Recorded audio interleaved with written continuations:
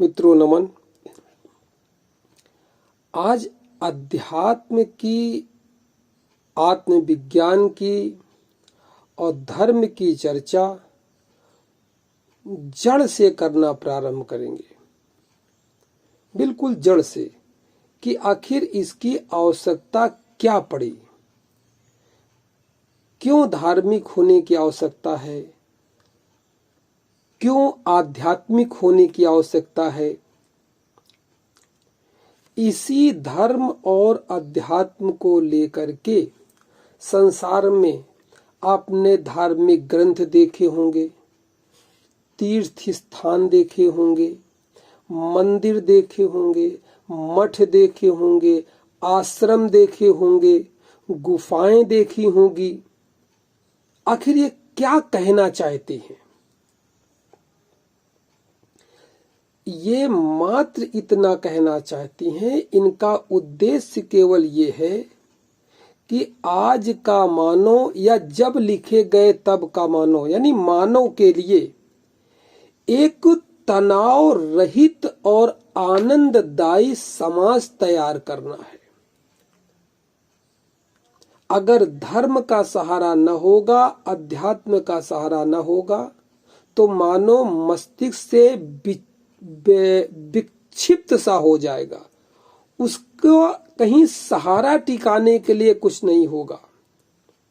जीवन जीने के लिए बहुत सारी परेशानियां होती हैं, कठिनाइयां आती हैं, दिक्कतें होती हैं। इसमें मस्तिष्क जो है चिंतन करते करते, विचार करते करते तनाव की अवस्था में पहुंच जाता है। तो धर्म और अध्यात्म इस तनाव को समाप्त करके एक सुकून, शांति और संतुष्टि दिलाता है। यानी कोई व्यक्ति अगर धर्म का सहारा लेगा, अध्यात्म का सहारा लेगा, तो अपने जीवन नैया को बड़े आराम से पार कर देगा। पहली बात ये हुई। और दूसरी बात और इससे गंभीर है। वो गंभीर है कि जो हमारे जन्म का मूल कारण है, यानी जिसके द्वारा हम जन्मे हैं, जिसे भगवान, परमात्मा, प्रभु, आत्मा कुछ भी कह लें, उसका अनुभव उसको होने लगता है। और जैसे जैसे उसका उसे अनुभव होने लगता है, जीवन में एक अजीब प्रकार की शांति और सुकून पैदा होने लगता है, तनाव समाप्त होने लगता है। एक भारतीय ज्योतिषी हुए हैं भारत में, महर्षि पाराशर। उनके अनुसार जब ये ग्रंथ लिखा गया था, पाराशर ने ग्रंथ लिखे हैं ज्योतिष के, जब उन्होंने ग्रंथ लिखे थे उस समय मनुष्य की आयु 120 वर्ष मान करके उन्होंने ज्योतिष की गणना किया था। अब 120 उनके समय में था। अब तो आपने महसूस किया होगा अपने आसपास, अब तो 70-80 में ही स्थिति विकराल हो जाती है। यानी 70-80 साल पार करना आज के मानव को बहुत कठिन हो जाता है। तो इस पूरी उम्र के अंदर और जिस देश में रहता है, जिस समय में रहता है, यानी देश, काल और परिस्थिति के अनुसार मानव अपनी आवश्यकताओं को पूर्त करते हुए सुख शांति से अपना जीवन व्यतीत कर ले और हर समय एक आनंद में रहे, उसको किसी भी तरह संतुष्टि मिल जाए। ये अध्यात्म का उद्देश्य था कि उसको मनचाहा सुख मिल जाए, मनचाही सुविधा मिल जाए, प्रसन्नता मिल जाए। और मनचाहा तो इस दुनिया में किसी को कुछ मिलता नहीं, ये तो आप भी जानते हैं। मगर धर्म के अंतर्गत, अध्यात्म के अंतर्गत वो व्यक्ति अस्तित्व की, ब्रह्मांड की सूक्ष्म शक्तियों के द्वारा ऐसा जुड़ जाता है कि वहां से ये कामनाएं उसकी पूर्ति होने लगती हैं। मनचाहा सुख, मनचाही सुविधा, प्रसन्नता, ये सारा का सारा उसको मिलना शुरू हो जाता है। क्योंकि अनंत ब्रह्मांड में जो ये सूक्ष्म की शक्तियां हैं, जो सामान्य तौर पे जनजीवन को दिखाई नहीं पड़ती, अनुभव नहीं होती हैं, अदृश्य में सूक्ष्म शक्तियों का बहुत बड़ा भंडार भरा हुआ है। बहुत शक्ति है सूक्ष्म में।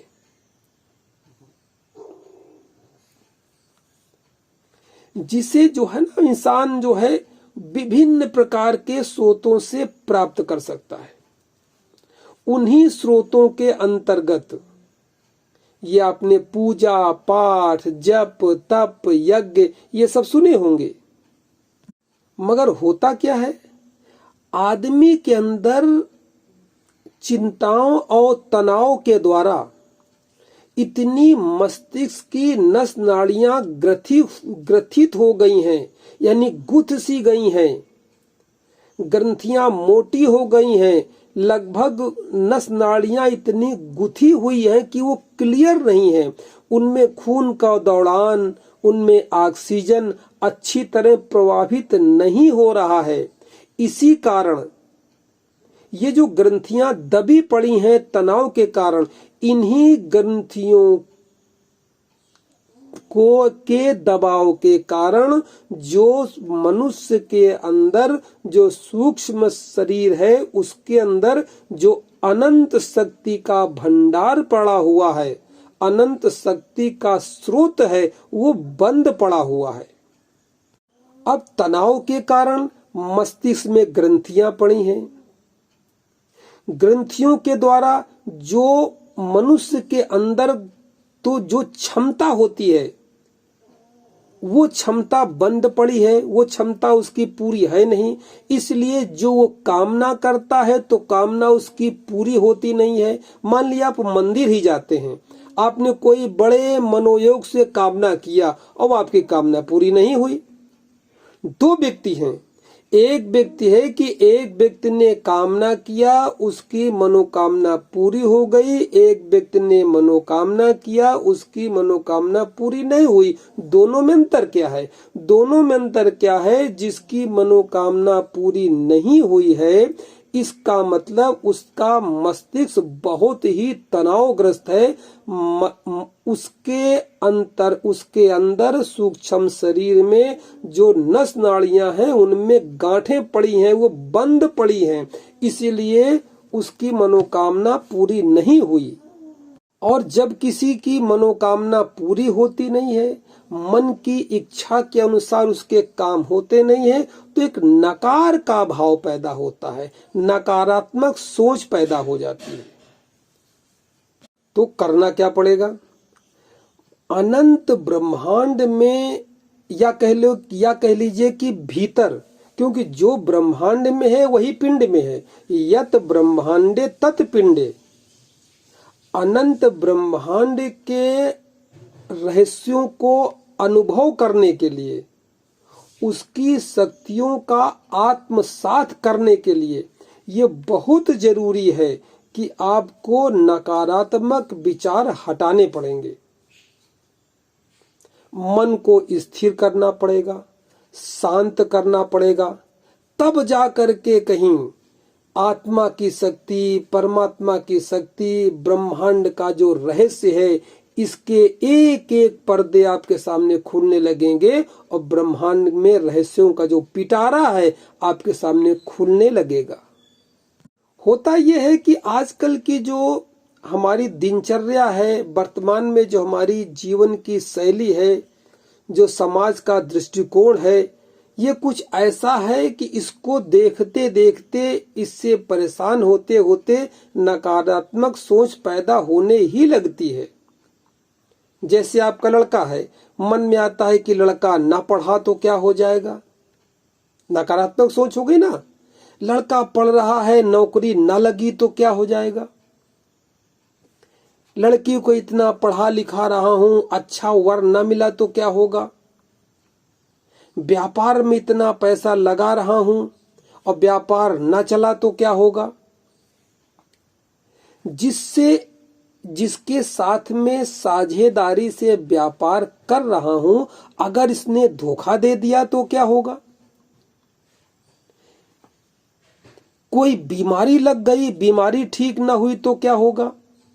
उसी तरह साधना के क्षेत्र में भी आता है, मैं इतना ध्यान तपस्या पूजा पाठ कर रहा हूं, परमात्मा न मिला तो क्या हो जाएगा।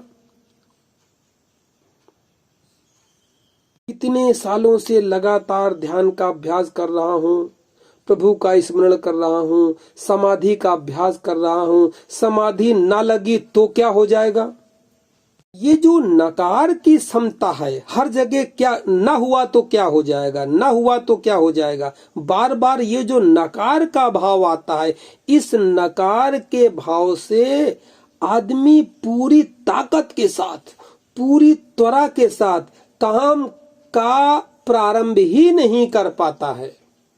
उसको शंका बनी रहती हर समय मन में, ये न हुआ तो क्या हो जाएगा। मन में शंका पे शंका, शंका पे शंका उठती ही रहती है।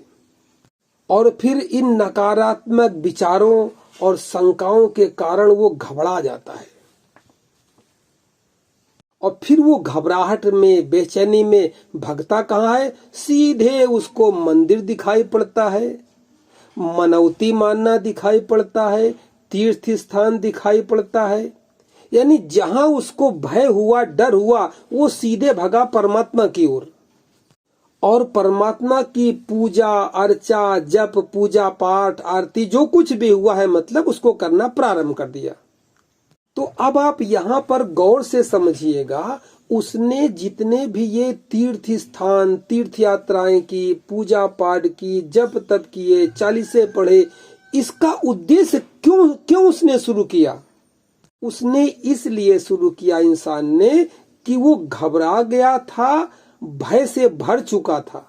यानी भय के कारण उसने भगवान को याद किया, प्रेम के कारण याद नहीं किया, खोज के कारण याद नहीं किया, रिसर्च के कारण याद नहीं किया, परमात्मा क्या है, कैसा है, क्यों है, जानने के कारण याद नहीं किया। मात्र भय, शंका और डर के कारण परमात्मा की पूजा किया। परोक्ष रूप से इसको यही कहा जाएगा कि उसने भगवान की पूजा नहीं किया, उसने भय और डर की पूजा किया। भय न होता तो पूजा क्यों करता, डर न होता तो पूजा क्यों करता। भय था, डर था, इसलिए परमात्मा की पूजा किया। यानी भय, परोक्ष रूप से भय की ही पूजा किया, चूंकि भय के कारण पूजा किया। और जो भय के कारण पूजा करेगा तो परिणाम में उसे भय ही तो मिलेगा। जो जिसकी पूजा करता है उसको वही मिल जाता है। इस प्रकार भय की भावना से पूजा करने वाला भय से भरता चला जाता है, तनाव से ग्रस्त होता चला जाता है, और इतनी पूजा पाठ करने के बावजूद भी मानसिक स्तर पर वो नरक रूपी जीवन जीना प्रारंभ कर देता है। ये मानिए कि मस्तिष्क के तौर पे वो नारकी जीवन ही जी रहा है, हर समय भय चिंता, भय चिंता। इसीलिए आदमी भयकारक बातों को लगातार सोचकर जीवन में नकारात्मक विचार करते करते दुखी हो जाता है, और यह उसकी मजबूरी भी है। इसी कारण वो लगातार ही भयभीत रहता है। ऐसा व्यक्ति चाहे किसी से कह पाए चाहे न कह पाए, मारे शर्म के पीछे, अपनी इज्जत के पीछे अपने दुख को भले किसी को कह न पाए, और ऊपर से बढ़िया ठीक ठाक दिखाई पड़े। लोग कहते हैं भैया क्या हाल चाल है, अरे सब मस्त है, सब बढ़िया ठीक ठाक चल रहा है। भीतर लगातार नकारात्मक विचारों को सोच सोच करके उसके भय से लगातार जीवन भर चिंताओं से भरा रहता है और यही कारण है कि मानसिक पीड़ा से गुजरता रहता है। अब इसका हल क्या है? एक सिद्धांत, अस्तित्व का एक सिद्धांत, उसका अकाट्य नियम अगर आप समझ जाएंगे तो इसका हल आपको मिल जाएगा। अस्तित्व का एक बहुत ही अकाट्य नियम है कि आदमी जैसा सोचता रहता है देर सबेर उस प्रकार का परिणाम उसके जीवन में घटने लगता है। मतलब जो जैसा सोचता है वैसा ही हो जाता है। इस बात को आप बहुत हल्के में मत लीजिएगा, इसकी गंभीरता को समझिए। यह अस्तित्व का एक शक्तिशाली, चमत्कारी और ब्रह्मांडी रहस्य कहता हूं मैं इसको। यह ब्रह्मांड दिखाई देने वाली और ना दिखाई देने वाली अनंत ऊर्जा स्रोतों से भरा पड़ा है। इसे आप ऐसे भी कह सकते हैं कि परमात्मा की शक्ति से ब्रह्मांड भरा पड़ा है और परमात्मा की शक्ति असत्य नहीं है, सत्य है। इसको भी समझिएगा, परमात्मा की शक्ति सत्य है, असत्य नहीं है। परमात्मा में या ब्रह्मांड में असत्य होने का यानी न होने का, झूठ होने का या नहीं होने का या नकार का कोई अस्तित्व नहीं है। ये सत्य है तो ब्रह्मांड में, परमात्मा में जो भी होता है सब सत्य ही होता है, सब सही ही होता है। अब यहाँ पर व्यक्ति के जो सकारात्मक सोच है, सकारात्मक विचार है, जो उसकी पॉजिटिव थिंकिंग है, उसके अनुसार तो उसको फल मिलता ही है साकार के रूप में। एक खास बात और है कि उसके जो नकारात्मक विचार हैं, जो नेगेटिव थिंकिंग है, वो भी साकार हो जाती है। अब नेगेटिव थिंकिंग साकार हो जाए तो क्या होगा? यानी नकारात्मक विचार भी अगर सत्य हो जाए तब तो गलत हो गया ना। सकारात्मक विचार अगर सत्य हो जाए ये बात तो ठीक है, मगर नकारात्मक विचार नकार की दृष्टि से अगर सत्य हो जाए ये तो गलत हो गया। और ब्रह्मांड का नियम है कि यहाँ असत्य होता ही नहीं है। सकारात्मक विचार लेंगे, पॉजिटिव थिंकिंग लेंगे, वो भी ब्रह्मांड पूरा कर देगा, और नेगेटिव थिंकिंग लेंगे, नकारात्मक सोच लेंगे, वो भी ब्रह्मांड पूरा कर देगा। यहाँ नकारात्मक विचार न होने की दृष्टि से पूरे नहीं होंगे, क्योंकि ब्रह्मा अस्तित्व में ना शब्द है ही नहीं है। यहाँ नकारात्मक विचार न होने की दृष्टि में पूरे नहीं होंगे, बल्कि नकारात्मक विचार होने की दृष्टि में पूर्ण होंगे। यानी नकारात्मक विचार भी नकार के रूप में ही आपको परिणाम मिलेगा। इतना छोटा सा सिद्धांत है ब्रह्मांड का। यानी ब्रह्मांड में जैसे बीज डालेंगे उन्हीं बीजों का प्रतिफलन आपको मिलेगा। सकारात्मक सोच डालेंगे तो साकार होकर के मिलेगा, और नकारात्मक सोच डालेंगे तो नकार भी बढ़ करके सही होकर के मिलेगा। अभी अगर बात क्लियर न हुई हो तो एक उदाहरण से थोड़ा समझ सकते हैं। जैसे मन में आया कि लड़की बड़ी हो रही है, वर कहीं नहीं मिल रहा है, शादी ना होगी तो क्या होगा, वर ना मिला तो क्या होगा। आपने कहा ना शादी ना होगी तो क्या होगा, या वर ना मिला तो क्या होगा। अब ये विचार जो ब्रह्मांड में गूंजेगा और जितनी तेजी से गूंजेगा नकार की ही दृष्टि से फल मिलेगा। यानी वर मिलने में शादी होने में बहुत कठिनाई आएगी। इतना समझ लीजिए कि आपको अपने विचारों में ना शब्द नहीं लाना है। मोटा मोटा सिद्धांत है। अब मन में मान आ गया कि कहीं चोरी हो न जाए, ना गया ना कि कहीं चोरी हो न जाए, तो परिणाम क्या होगा? चोरी हो जाएगी। मन में आया कि बेटा कहीं कॉलेज जा रहा है, स्कूल जा रहा, कहीं एक्सीडेंट हो न जाए, तो एक्सीडेंट हो जाएगा।